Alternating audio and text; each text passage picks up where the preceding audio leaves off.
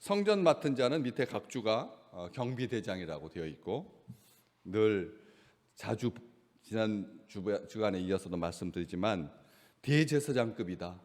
대제사장과 이 어깨를 겨룬, 종교계에서 이렇게 말하면 아주 나쁜 표현일 텐데, 종교가 썩으면, 기독교가 타락하면, 하나님을 믿는다라고 하는 그 백성들이 권세를 탐하면 그렇게 어깨를 겨루려고 그렇게 하는 것이죠.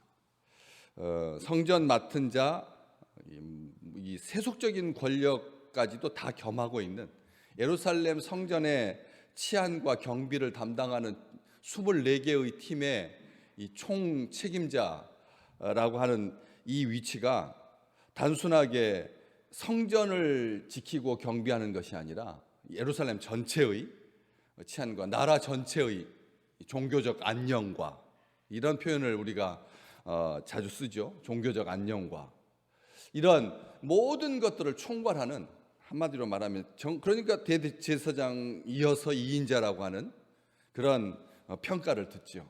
만약 그 종교적인 힘이 무소불위의 권세가 아니었다면 그런 역사적인 기록으로 남아있지 않을 겁니다.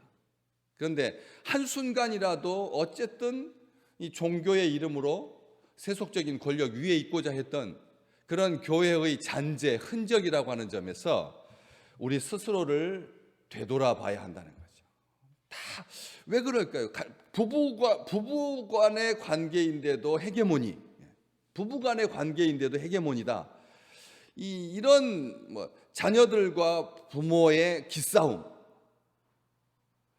어떤 관계도 이런 힘의 이 균형을 찾아가는 과정이다. 모든 게 다. 세차가 이 사람들의 관심을 끌기 위해서 후각적으로 세차 냄새가 나게 하는, 중고차에다가 이 스프레이를 뿌려서 세차 냄새나게 하는, 이게 사람들로 하여금 구매욕을 이게 올려준다.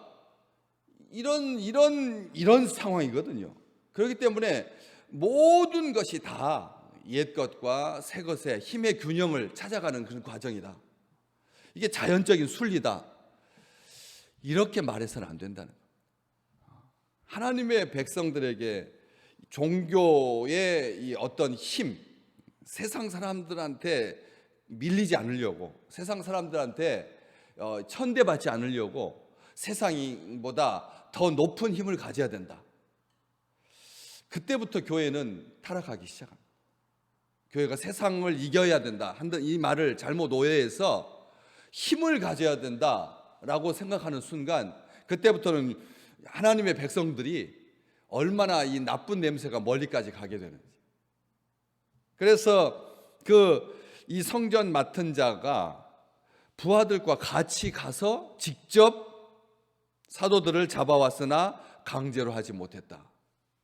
이 상황을 한번 가만히 생각해 보십시오. 얼마나 이게 다급했으면. 보통 한 팀만 보내도, 한 팀, 그러니까 이 경비를 맡은 예루살렘 성전이 얼마나 큽니까?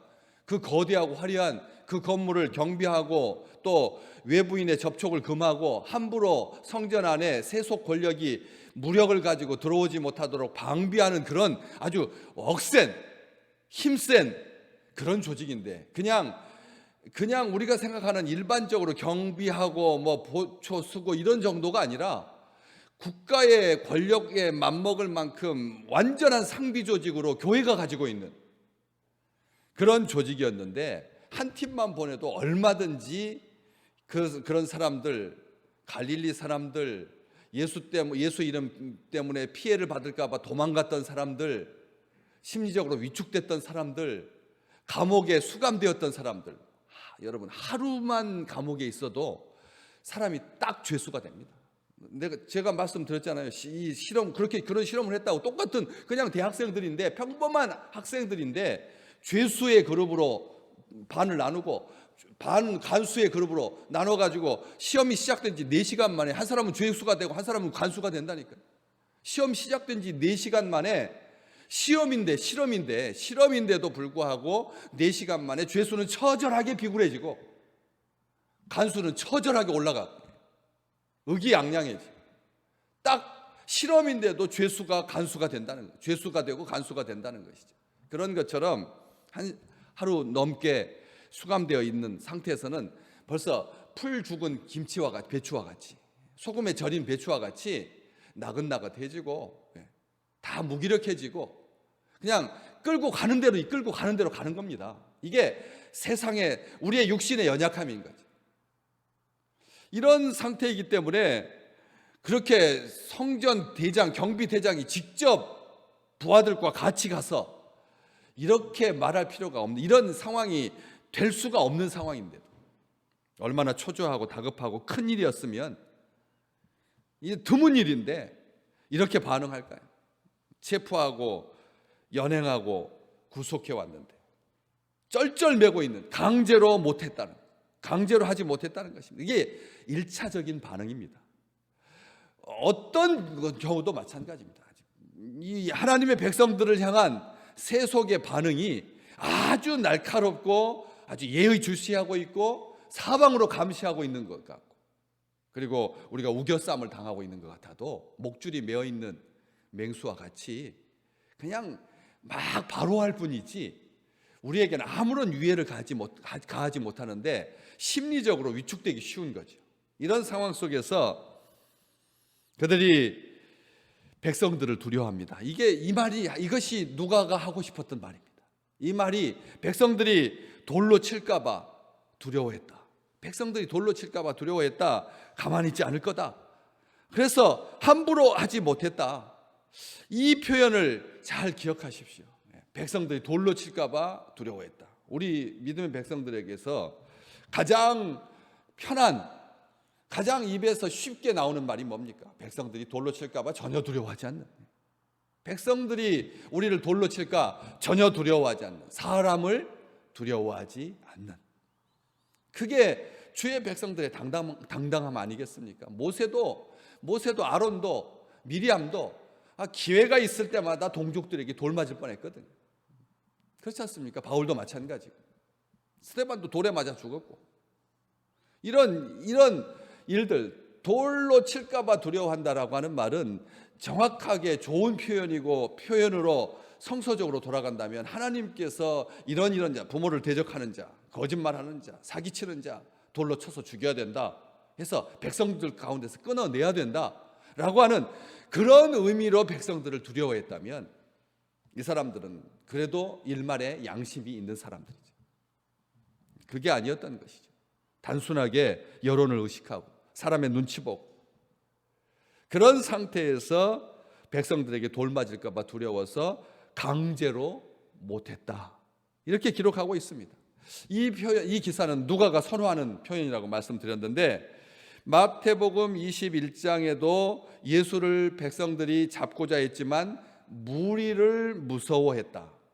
예수를 잡고자 했을 때 무리들을 무서워해서 대제사장들이, 바리새인들이, 그들이 유대인들 동족들이 예수 그리스도를 선지자로 알았기 때문에 그래서 백성들을 무서워하여서 예수를 잡지 못했다.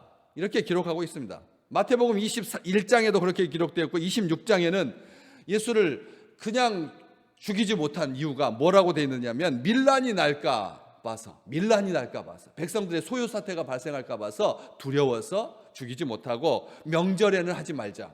명절에는 사람들이 다 촉각을 곤두세우니까 어쩌면 이렇게 우리 현대사에 우리 대한민국 사람들이 늘 기억하는 것은 명절에 가서 여론이 형성되고, 명절에 가서 사람들이, 가족들이 많이 모이니까 그때 할 말 다 하고 속 깊은 뜻도 같이 이야기를 나누면서 어떤 여론이 형성되어서 이게 밀란으로 번질까 봐 두려워해서 예수를 잡지 못했다. 마태는 그렇게 기록하고 있는데 누가복음 19장에 보면 백성이 다 그에게 귀를 기울여 들으므로, 백성이 예수 그리스도에게, 주님께 다 귀를 기울여 들으므로 어찌할 방도를 찾지 못하였더라. 어찌할 방도를 찾지 못했다. 예수님께 백성이 보였던, 종교 지도자들이 가졌던 그런 두려움이 사도들을 대할 때도 똑같이 있었다는 것이죠. 주의 제자들을, 하나님의 사람들을 대할 때 일반 세속의 사람들이 이런 마음을 갖는, 어찌할 방도를 찾지 못하였더라. 또 누가복음 20장과 22장에서도 백성을 두려워했더라. 똑같은 표현입니다. 지금 사도행전도 누가가 기록하고 있는데 그들이 성전 맡은 자와 부하들이 같이 가서 그들을 잡아왔지만 강제로 못하면 백성들이 돌로 칠까 두려워함이었더라. 이 말이 계속 꼬리표처럼 달려서 나오고 있는 것을 보게 됩니다. 결국 무엇입니까? 믿음과 두려움의 싸움인 것이죠. 믿음과 두려움의 싸움인 것입니다. 세상은 백성을 두려워하라고 말합니다. 또 목민심서, 중국에서 백성들을 잘 다스리는 좋은 책들, 옛 고서들을 보시면 백성들을 두려워하는 것이 성군의 길이다, 군자의 길이다. 백성을 두려워해야 된다. 이렇게 말합니다. 진정 백성을 사랑하는 마음으로 두려워한다면 그것은 아름다운 일일 것입니다. 그렇죠. 치리하는 자가, 백성의 관료들이 백성의 눈치를 보고 백성들을 두려워하는 것, 이것은 아름다운 일, 그런 쪽으로 가야죠. 그렇지만 사람들이 겉모양만, 그냥 완력만 두려워하는 거죠. 자기들이 멱살 잡힐까 봐, 자기들의 밥그릇 빼앗길까 봐 백성들을 그런 쪽으로 두려워한다는 것은, 이것은 하나님께서 아니면 모든 인류의 선배들이, 좋은 조상들이 의도하고자 했던 바가 아닐 것입니다. 그런데 성경은 보시면 백성을, 사람을 두려워하지 말라고 되어 있습니다. 성경은 이렇게 다릅니다.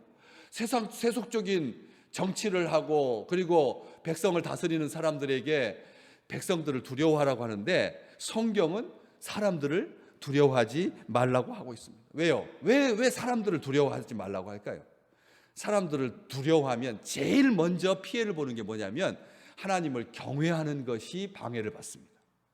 사람들을 두려워하기 시작하면 하나님을 경외하는 것, 하나님을 두려워하지 않게 된다는 것. 사람이 두려워지면 1차적으로 제일 먼저 사람들이 어떤 쪽으로 나가게 되냐면 하나님을 안 두려워하게 돼요. 누구였습니까? 사울 왕이 그랬습니다.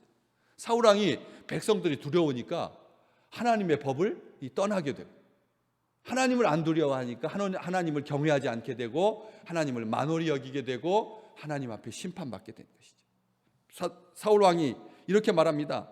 백성들은 내게서 흩어지고 당신은 정한 날짜에 오시지 않고, 사무엘에게 당신은 정한 날짜에 오시지 않고, 또 대적 블레셋이 바로 눈앞에 믹마스에 진치고 있나이다. 이 세 가지 삼중의 두려움 때문에 그 삼중의 두려움 중에 제일 첫 번째 핑계가 뭐였습니까? 백성이 내게서 흩어지고 해. 왕인데도 백성이 흩어지는 것에 얼마나 촉각을 곤두세우고 있었던, 그 사람의 숫자에 자기를 지지해주고 자기 여론이 우호적으로 형성되는 것에 목매어서 그렇게 살다 보니까, 사람 두려워하다 보니까, 그러다 보니까 합리적인 핑계였습니다. 왜 사무엘이 정한 시간에 딱 와주었으면 자기가 제사장이 해야 할 직무를 대신하지 않았겠죠. 죄짓지 않았을 것입니다. 그런데 그런 합리적인 핑계, 블레셋 사람들이 믹마스에 진치고 있다, 이것도 사실입니다. 백성이 흩어지는 것도 사실이고요. 다 이유 있는 핑계입니다. 그런데 사람 두려워하니까 하나님 두려워하지 않게 됐다라고 하는 것이죠. 그런데 반대로 하나님을 두려워했던 다윗은 사람을 두려워하지 않는 축복을 누리게 됩니다. 사람 안 두려워하면 그때부터 하나님을 두려워하게 됩니다. 하나님 두려워하는 것, 이게 사람의 평가를 두려워하지 않게 된다는 것이죠. 바리새인들 사람의 평가를 두려워했습니다. 그렇기 때문에 길 모퉁이 어귀에 서가지고 화려한 옷을 입고 하늘로 높이 들고 하나님께 떳떳하게 기도했죠. 나팔을 불면서 우리는 하나님께서 명하신 일주일에 2번씩 금식하고 박하와 그 다음에 깻잎에까지 11조 계산해가지고 하나님 앞에 철저하게 신앙생활. 그리고 저는 저 죄 많은 세리와 같지 아니하고 하나님 앞에 거룩한 백성으로 잘 살고 있습니다. 당당하게 그렇게 자기 자랑을 했죠. 근데 우리 주님께서 평가해 주십니다. 너희가 사람의 평가를 두려워한 나머지 서로 영광을 취하고 자기들끼리 서로 세워주면서 화려하게 좋은 직책, 너는 대제사장, 너는 대제사장 2, 대제사장 3, 대제사장들 한 명만 종신직으로 하나님께 사라고 그랬는데도 막 세워가지고 서로 영광을 취하고 대제사장들 세우고 그다음에 성전 경비 맡은 자 2인자 세우고 하면서 서로 영광을 취하고 칭찬을 구하고 서로 영광을 취하고 칭찬을 구하고 그러면서도 유일하신 하나님으로부터 오는 영광을 구하지 않는도다. 하나님을 두려워하지 않는다. 우리 주님의 평가입니다. 히브리서 12장 28절 경건함과 두려움으로 하나님을 기쁘게 섬겨라. 경건함과 두려움으로 두 가지입니다. 하나님 이게 경외인 거죠. 경외라고 하는 말은 경건함과 하나님을 두려워하는 것. 이 두 마음 이게 복합적인 요소입니다. 하나님을 경건한 마음으로 두려워하는 마음으로 섬기는 자가 하나님 사랑하는 자입니다. 그래서 이것을 풀어서 신명기 13장 4절에 보면 하나님을 경외하고 두려움으로 섬긴다라고 하는 말을 옛말인데 더 정확합니다. 이렇게 되어 있습니다. 그의 명령을 지키며 하나님을 경외하는 것, 하나님을 두려워하는 것은 그의 명령을 지키며 그의 목소리를 청종하며 그의 명령을 지키며 그의 목소리를 청정하며 그를 섬기며 하나 더 있습니다. 그를 의지하는 거라. 하나님 경외하는 것은 그런 겁니다. 오늘 우리 믿음의 식구들에게 세상은 변해도 원칙 하나는 이 원칙만 가지고 사시면 세상이 두려워하지 않을 줄로 믿습니다. 세상을 두려워하지 않게 됩니다. 오히려 세상이 우리를 두려워해야죠. 바울을 지난주에도 말씀드렸잖아요. 바울을 대제사장들이 총독 벨릭스에게 고소하면서 뭐 같은 자라고요? 전염병 같은 자, 백성들에게 소유와 폭동을 일삼는 자, 나사렛 이단의 괴수라. 나사렛 이단의 괴수라. 전염병 같이 두려워했다는 거예요. 하나님의 백성을 두려워했던 것처럼 하나님을 경외하는 자는 그 명령을 지키고 그 목소리를 청종하고 그를 섬기며 그를 의지하는 자는 하나님 앞에 더 가까이 나아가. 그래서 하나님 앞에 더 가까이 나가서 하나님의 사랑을 듬뿍, 하나님의 은총을 가득 누리는 오늘 귀한 하루가 되시기를 주의 이름으로 축복합니다.